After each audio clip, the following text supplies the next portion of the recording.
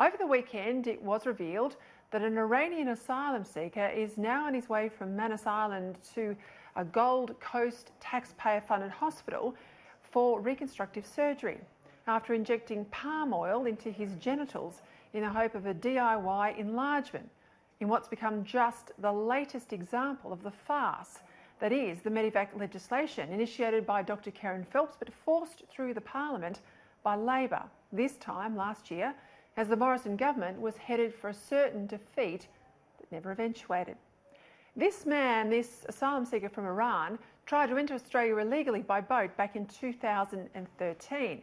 And since that time, he's been clothed, fed and housed by Australian taxpayers on Manus Island in Nauru. Along the way, he's been pinged 50 times for disruptive behaviour, including throwing boiling water over camp personnel when they tried to confiscate his pornography.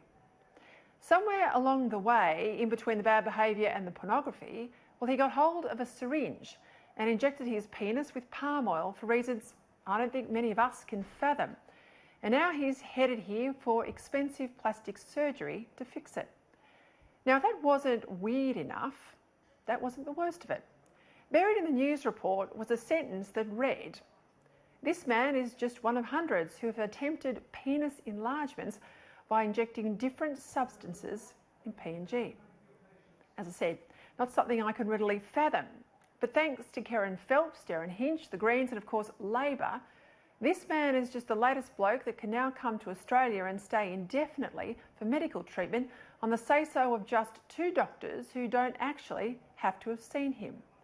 Of the 169 boat people who've currently made it to Australia for so-called medical emergencies under Labor's watering down of border protection laws, less than 10% have actually required medical treatment here.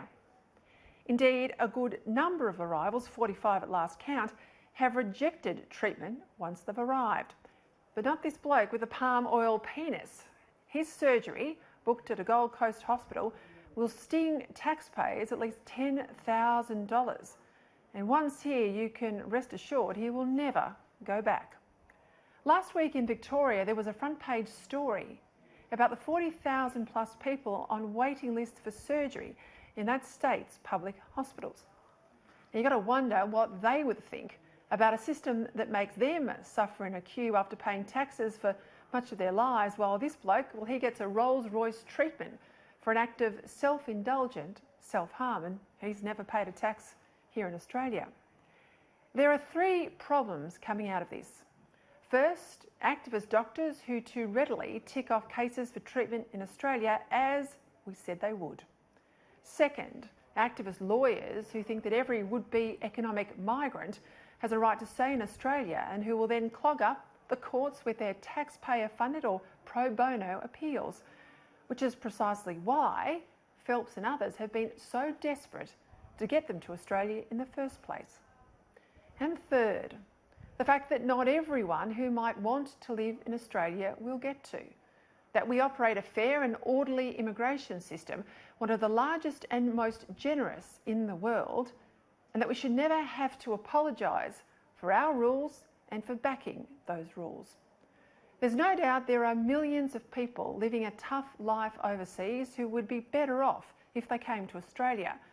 That would actually be a fair percentage of the world's population. But that doesn't give any of them the right just to stay because they've got on a boat to get to Australia. If Labor showed some political smarts, they would drop their opposition and just wave the Medivac repeal legislation through the Parliament when it returns next week for the final sitting fortnight of the year.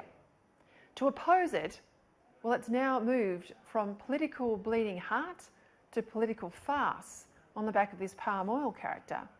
At the very least, taxpayers should be able to bill this Iranian troublemaker for the cost of his treatment here. An Australian citizen who did this to himself would have to wait in the queue for a public hospital.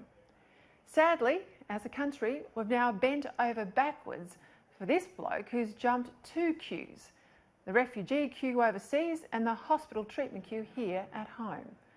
Is it any wonder the majority of Australians support the repeal of this legislation when you've got a case like this and our own tax-paying sick going without?